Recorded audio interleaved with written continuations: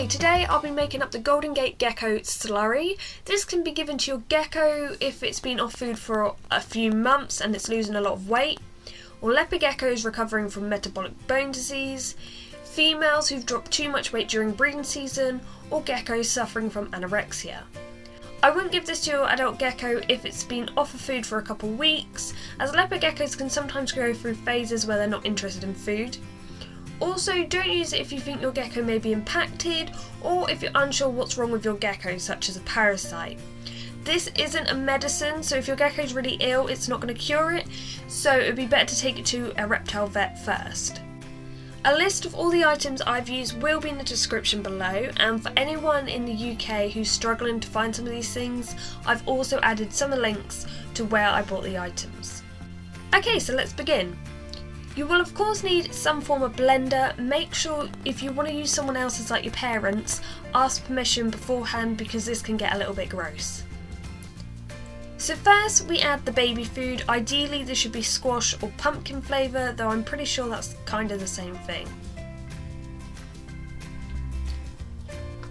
Next you need to add Hill's AD pet food.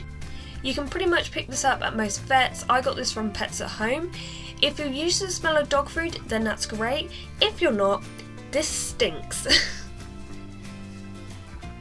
Now for the Pedialite. Now I know a lot of the ingredients list say Pedialite. I believe that's what you may use in maybe America. But here in the UK it's kind of hard to get hold of, so Pedialite's exactly the same thing basically.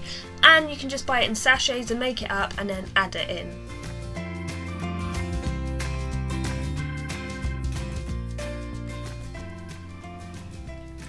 Then add some Ensure. I believe you can use most flavours besides chocolate. Do not use chocolate.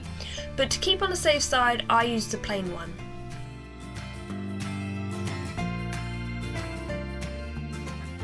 Next you want to add a teaspoon of calcium powder and half a teaspoon of vitamin powder.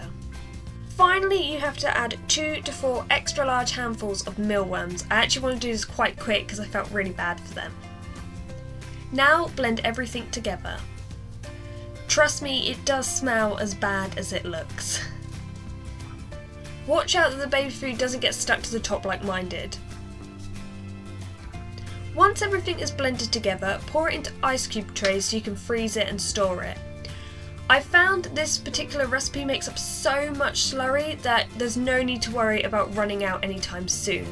Though I'm not really sure how long you can store this for. I think it's only a short amount of time.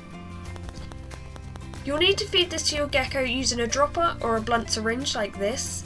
Adults need 1 milliliter and babies need half a milliliter. I'll show you how I get on with all of this with Gizmo in my next video.